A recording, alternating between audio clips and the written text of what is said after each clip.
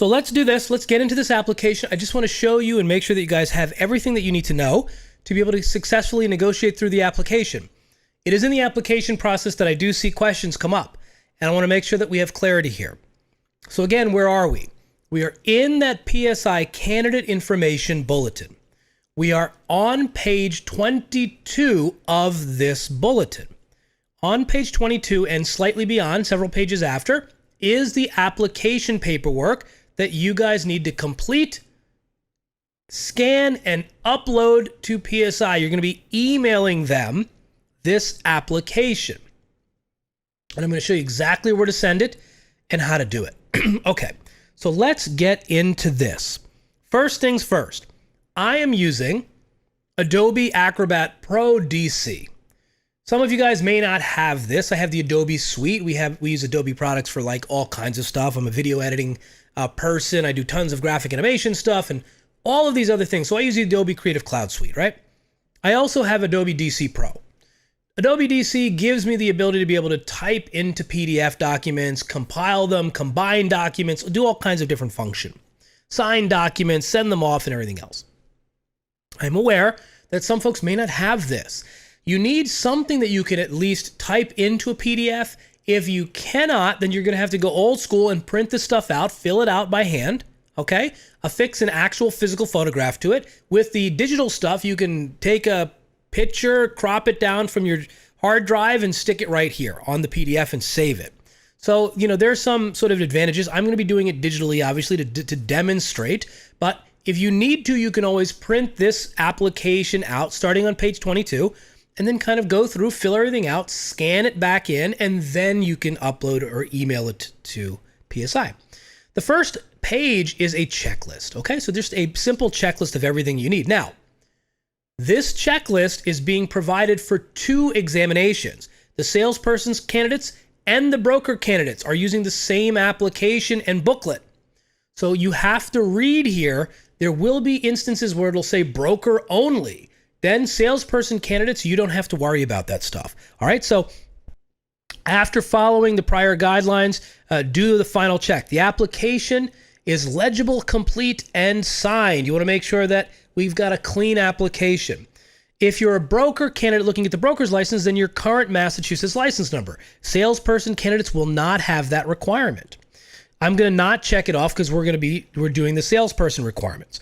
Current picture is attached. You need to add a current facial photograph, something like the size of a passport photo, with that kind of simplicity in the background so that they can visually see you. That will get entered into your profile so that when you show up to the testing center, they look at your ID and they compare it through facial recognition against the photograph that you supplied earlier when you applied. The correct fee is attached or credit card information is included. They do not accept cash at testing centers or to be sent into the testing PSI locations. So the correct fee. The appropriate education is documented and signed. That's our school paperwork that we will get to you that you can add to this application. I'm going to show you it in its blank form just so you can see it visually. If you are a broker candidate, you need to have 3 years here in Massachusetts with a minimum of 25 hours a week for those 3 years. That's the appropriate work experience. Again, doesn't apply to the salesperson's candidate. Your endorsements, those are your 3 references. All right, 3 ref. I'm going to show you the form that they have to fill out. Again, broker only, $5,000 surety bond. You don't have to worry about that if you are a salesperson's candidate. And then the CORI acknowledgement form, the criminal offender record information. That is a Massachusetts criminal background check. It has to be acknowledged, and this form, these 2 documents have to be completed in front of a notary. So you need to be able to find a notary to be able to do this bit. So these 2 pages, the CORI form has to be completed in front of a notary. Okay, it's 2 pages. They verify that you are who you say you are. They check your ID. They stamp and seal it. And then that gets added to this application checklist. Now, what is the school form? That is something that we will fill out for you. I'm going to show you that in the application process. We will make sure that the school form is the correct form, the student's name is on the form, the total hours of education, and the school seal is showing. We will do all of that. That's when you complete your hours, you've done your homework, and you've attended all of the stream sessions during this time. Work experience, again, only broker specific. I'm going to skip that part. That's for broker applicants only. That's another document that your supervising broker signs off on, and all of the dates need to, sort of corroborate with the times that you've been an active licensed individual.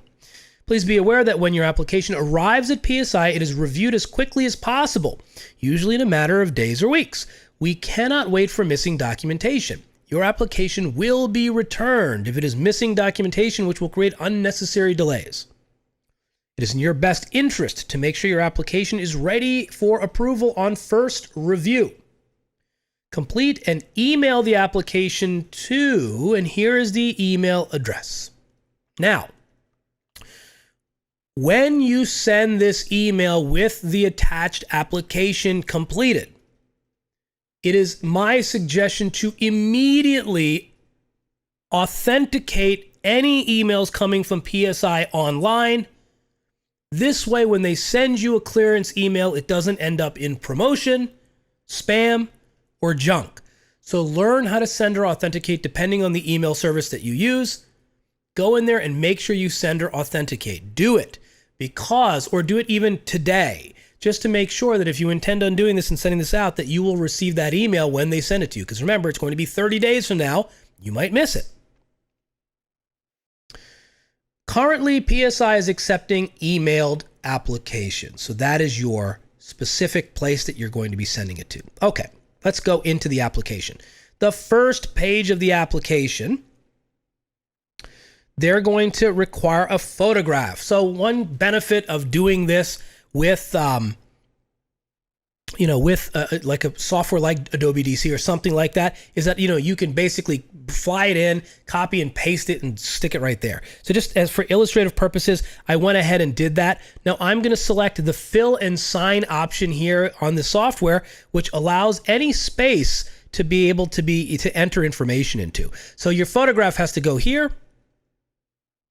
Then you guys can start filling this out. So with my salesperson's candidates, you're applying for a salesperson's exam. So we just put a little mark there. If you're a broker, then you fill out the top portion. Social security number, just putting in a dummy account there. Date of birth, whatever, you're going to put in there. Say I'm really young. And then let's say you put in, the gender. You can prefer not to answer that question. And you put your little markation there and you're good to go. Then you're going to type in last name, put in your first name, any middle initial, if you're a first, second, third, if you're a second, third, fourth, that kind of thing, you can put that in here. Former name, also known as AKAs or aliases. Then your building number, your street address, if there's a PO box, city, primary phone number, mobile. Now the email address, this one is super important. So make sure your email is very legible. That's not my real email address, but you get the point. And then your preferred method of communication. I would always select email. Obviously, you could, if you want, postal mail. But, my suggestion would be email. That might be the fastest way to do it. All right, so that's your first page of the application, basically filled out with the photograph, don't forget. Then we go to the page 2. Page 2 is pretty easy. Education requirements for my salesperson candidates. That's the 40-hour approved program. Okay, so you're taking that one. Work experience requirement. It says here NA for you guys, for salespersons. And then if they're doing some sort of educational waiver, if you're coming in from another state with, reciprocity or something like that, then you can always do that. But you have to get that approved with the real estate boards here. Then you go through this, yes, no. Has a licensing certification board in the United States or any other country or foreign jurisdiction taken any disciplinary action against you? And obviously these are, the more no's, the better, right? Obviously. If are you subject to a pending complaint that may result in disciplinary action? Have you ever voluntarily surrendered or resigned on a license? Have you ever applied or been denied a professional license in the United States? Have you ever been admitted to or been convicted of a felony or misdemeanor? Now, you have to answer these honestly. So the answer is yes, then you do need to answer. You can't hide this. If they find out, they will not license you, and you could be fined for lying. It's a penalty. So you want to make sure that you're very honest about this stuff. So here, no. Do you have any open or pending charges pertaining to a felony, misdemeanor, or something like that? The answer is no. Again, read all of these questions. If the answer is yes, then answer truthfully. If you don't know what to answer, or if there was a sealed record when you were a juvenile or something like that, then the Real Estate Licensing Board has documentation that if you went to their website, we actually post ours as well. It's called sort of the gross moral character references, and it talks about criminal past and what to do. You're not automatically disqualified. For some things you are, but you're mostly not automatically disqualified if you've had an issue in your past regarding crimes. You just need to clarify what that is, and you need to go and review that document. It's here in the state. It's called the GMB. You're going to go through and you're going to sign. Okay, so then you're going to add your signature, and then you're going to date. Again, I'm just showing you this so you know exactly what to fill out. The next page, page 3, these are your examination fees. Now, if you do require special examination accommodations, all of these exam centers are ABA compliant or ADA compliant, Americans with Disabilities Act. If you need special accommodations, the form is in this packet. You can fill it out. You have to pre-submit it. They have to clear you, and then you can go ahead and get those accommodation requests filled within the framework of what PSI can offer. Okay, so that's here if you do. The application fees. If for a salesperson candidates, the exam fee is $54. The application processing and license processing fee is $31. Remember, you have to pay extra money to get the license from the state. That's an additional charge. The total is $85. If you're an active military member and you fill out the forms and pre-submit them, they'll waive the $31. Okay? So it's $85 for everybody else. That's for the salesperson candidates. Re-examination fees do exist if you have to retake the entire exam or any portion of the examination. And you can send in payment ahead of time by filling out the credit card information here and providing that information. Okay? So you can fill all of this information out. Instead of, killing time here, I'm just going to kind of scroll through that. You get the point. You can also pay for the examination once they greenlight you as well. Okay? You can, when you open up the window to schedule your exam, you can pay for it then and there. Page 26 in this application is the first page of the CORI, the Criminal Background Investigation.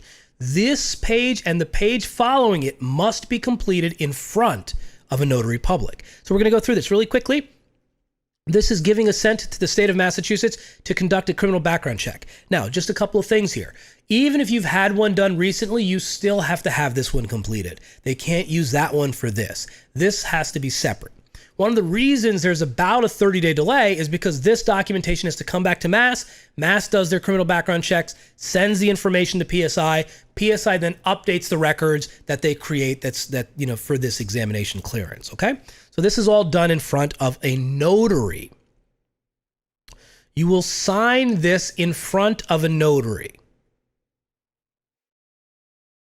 Okay, you're going to date this in front of the notary. I'm just putting the word date there so you get the point. Now, what is the board? The board is you can put in the real estate board.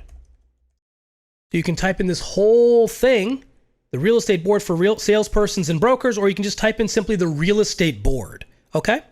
And then the license type that you're applying for you is salesperson. If you're a broker candidate, obviously it's broker. But you guys are salesperson candidates. Now, all of this is signed and dated in front of a notary. This 2-page CORI acknowledgement form will not be accepted unless it has been signed in the presence of a notary public who has completed the verification by notary section on page 2, documenting that said notary has verified the identity of the signer through satisfactory evidence of identification. So you need to find a notary. You can go to, you can go to notary.com, or there's a link that we have in our article with infographic that lists notaries in Massachusetts. Or if you go to a local bank, if you have an account with the bank, you can go in and usually there's always a notary there. You just have to call ahead to make sure the notary is working that day. Then you go in there with your identification and these 2 pages, and then they will fill it out in front. You can fill it out in front of them. Now, page 2 of the CORI form, you're going to put in all of your information here. Last name, first name, middle initial if you have them, maiden name if you have one of those, date of birth, place of birth. That's also important. So date of birth and place of birth, and then the last 6 digits of your social, not last 4. Sometimes people mess this one up. Sex, height, eye color, driver's license number, and the state of issue, current and former addresses, and then all of this is filled out, again, in front of a notary. The notary verifies that this is you who is filling out this form. They verify, they check your driver's license or passport or military ID or state-issued ID, and then they give it a stamp, okay? Now, sometimes old school notaries have a raised seal. If you're emailing this entire thing, you don't need a raised seal, so you can just go with the regular stamp, right? But they will fill it out, and it's not a big deal. These 2 pages are the criminal background form. And then this is just a sample of the school cert form that we will fill out for you. So you don't have to worry about filling this out. This will all be done for you. We will send you one of these once Kate checks or audits your record, somebody at the school, and they clear you to say that you finished your 40. We will type in all of this information for you. So this is something that we will do and get to you. We'll type it all in. We'll type in our school name. And then one of us is going to put in our name here, authorized agent. We have a fancy school stamp that we stamp it with, and then we sign it. All right, so you are going to get this completed by the school. So you will officially have that done. We're going to send this form to you. Everything here, if you get a board waiver for education or something like that, then this is where they fill that out for you as well. But we will fill this form out for you. Page 28, we take care of. And then the last page here, page 29 for salesperson candidates, this is that candidate endorsement form. References must be unrelated to the applicant. Classmates known to you only from the real estate course may not sign below. This section must be completed in ink. I, the undersigned, this is what they're verifying or certifying.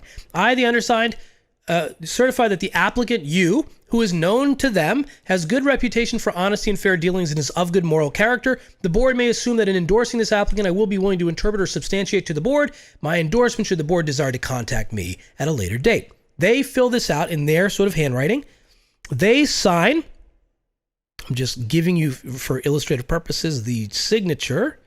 And then they fill out all of this information here. They print their name. They print their address. They print in the city, state, and zip. And then they print in the occupation. If they're a student, then they put full-time student. So whatever they do for a living, they're going to put that in there. They fill this out in their handwriting for you. You get it back from your first reference, you send it to your second one. They don't have to be state residents here. They can be out of state if you need to. You have to send this form out. You could send it to them that way. All right, so they fill all this out. You get this form, and that's your application. So that's everything that you need to worry about for the application. Now, the additional things is if you're a broker, they have the additional documentation that you need. Your broker certification forms and everything else are here. They show you how to fill out the bond. This is for brokers only. So salespersons don't need this. The different bond companies, you don't need this, salespersons. And then if you have the military, you want the military discount, you can send this in ahead of time with proof of service. If there are any accommodations, here's the application here for that, for the request for special accommodations. Okay? And that is the entire application process from start to finish. You're going to take all of that information once you've compiled it. It has to be complete. It has to be thorough. So again, the application, 2 pages. Payment, if you're going to send it ahead of time. The school certification, which we complete for you. The CORI form, which is done in front of a notary. all of this stuff. And don't forget, you have to affix a photograph. All right, so the photograph gets added right here at the very top. This entire thing gets scanned. You create one file and you will email it to this email address right here, mass.applicationprocessor@psionline.com. As soon as you send that out, I would send or authenticate that email address plus any and all other emails coming from PSI Online. You want to make sure you clear.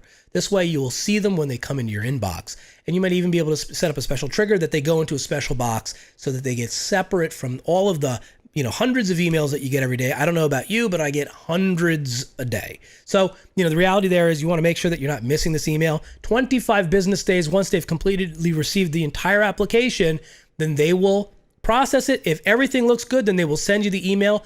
Then you can go into that page, that website, and then you can schedule. So then at that point, you can go back here. They're going to give you the instructions, and then you'll be able to go in at this point to schedule, sign up, create an account to schedule an exam. You'll sign up first, create your account, schedule the examination, and then your exam details are right there. Okay, so that was the entire process to finish the applications. Hopefully you'll find that helpful. Something else that we do also have is we do also have a fantastic infographic and an article. So it's all in written format, and it's in video format, and it's in infographic format. So we go through everything. So we have a 10-step process to do the application. And again, hopefully now that this will give you crystal clear clarity when it comes down to signing up for this exam, completing that application, getting it off to them, and getting into the queue so that you can take this examination.